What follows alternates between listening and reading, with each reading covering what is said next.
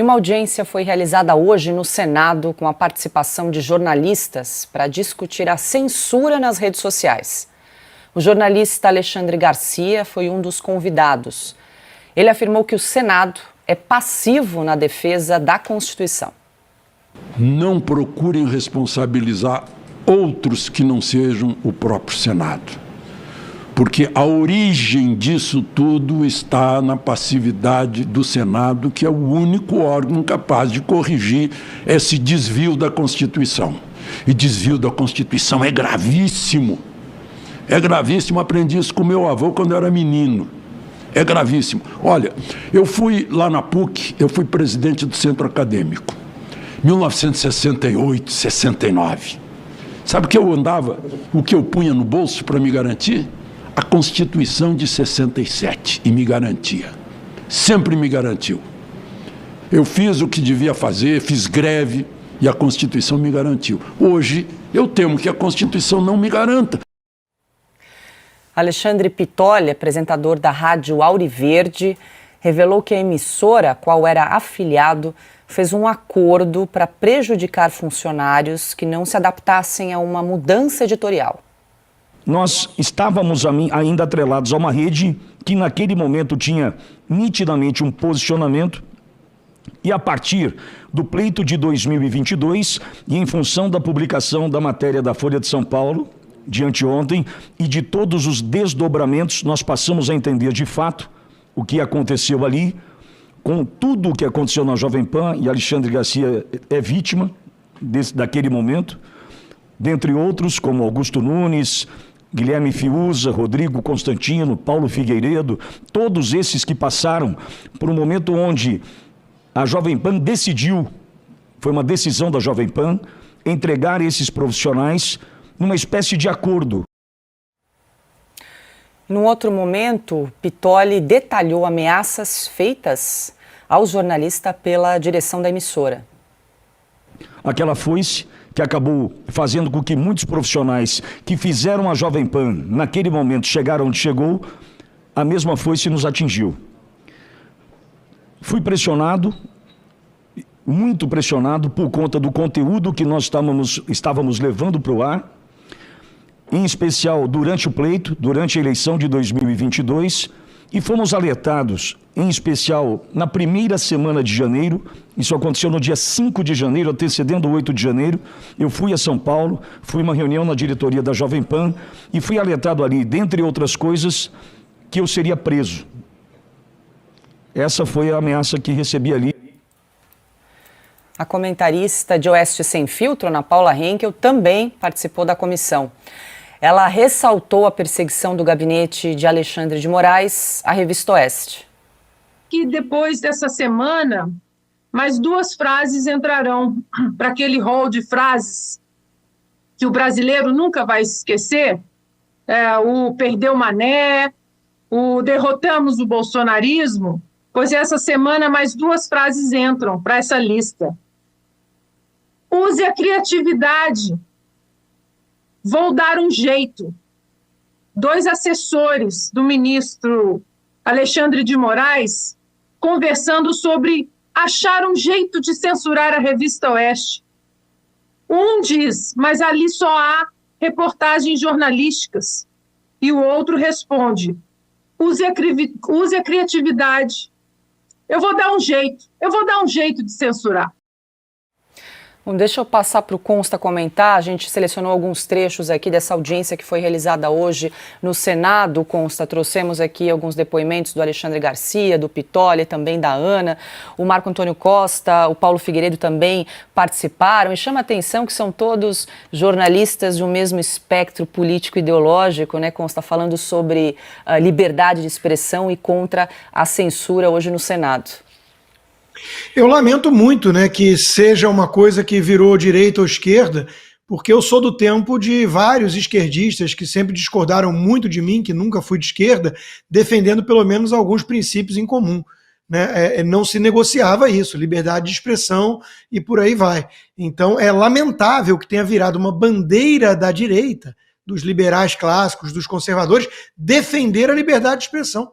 Tão somente isso, contra a censura. Censura nunca foi um instrumento de coibir mentiras, sempre foi um instrumento de poderosos para proibir verdades incômodas a eles. E é exatamente isso que está acontecendo no Brasil. Então eu lamento que não tenha mais gente das fileiras social-democrata, até mesmo, alguns socialistas democratas, apesar de eu achar que eles estão num baita equívoco de achar que isso é possível, mas historicamente falando existiram. E eles deveriam agora estar cerrando fileira com aqueles que estão condenando o abuso de poder. Né? Para ser justo, tem um grupo muito esquisito, né, que é o grupo do PCO, né, um comunismo raiz que defende armas porque querem fazer revolução e metem o malho no Alexandre de Moraes. Né? Nesse aspecto, eles acusam, apontam o abuso de poder. Quanto à fala da Ana, está perfeita, né? Isso aí realmente é uma coletânea de frases bizarras que nós temos, mas eu quero falar do que o Alexandre Pittoli disse, até que eu fui o primeiro a me manifestar quando aconteceu o episódio lá, eu mandei uma mensagem para ele, peguei com o nosso Cleiton Ubin aqui o contato, mandei, falei, eu quero estar na sua rádio, porque isso é uma injustiça, e eu sabia o que estava acontecendo com a Jovem Pan, porque eu fui um dos alvos, como vários aqui, né?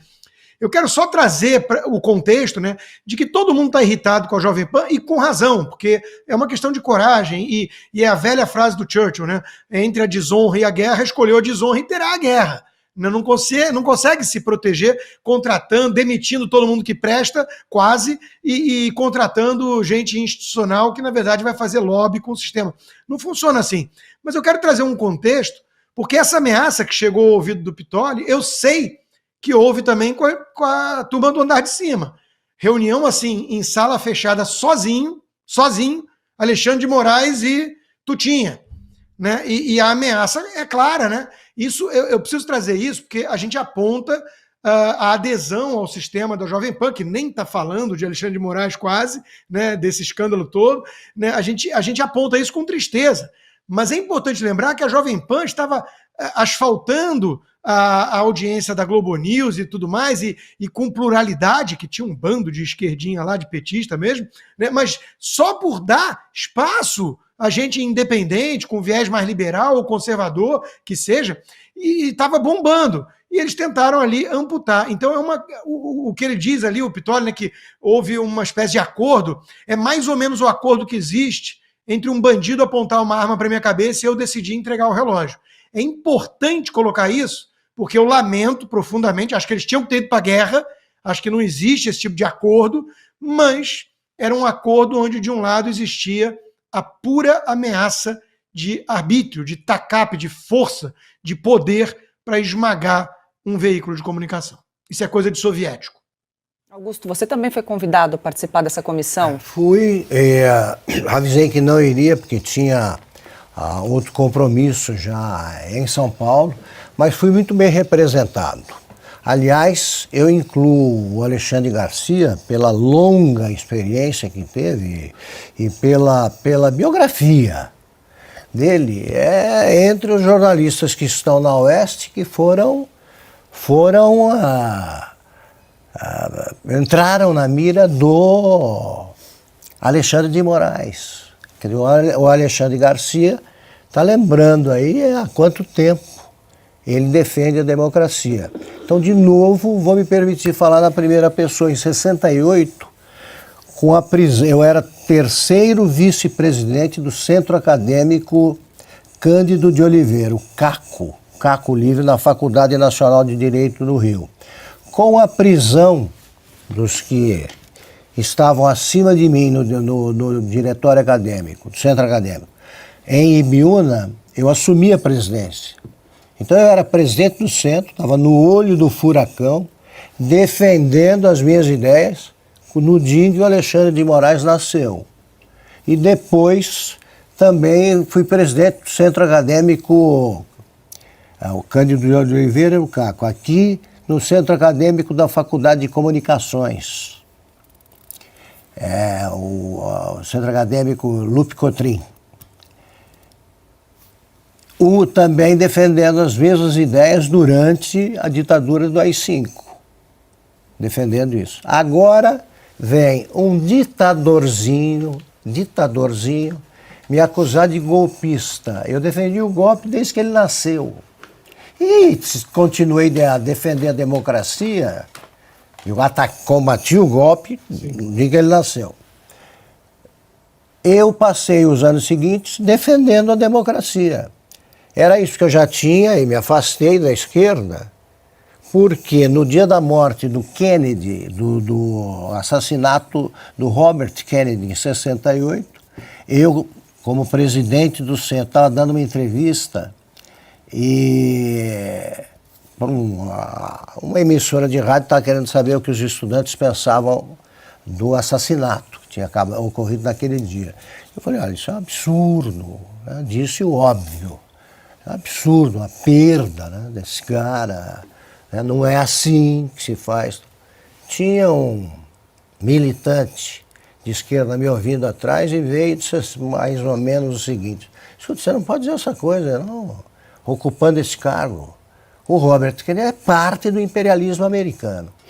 A partir daí já começou a minha migração, o meu amadurecimento, digamos assim. Mas eu sempre estive ao lado da democracia.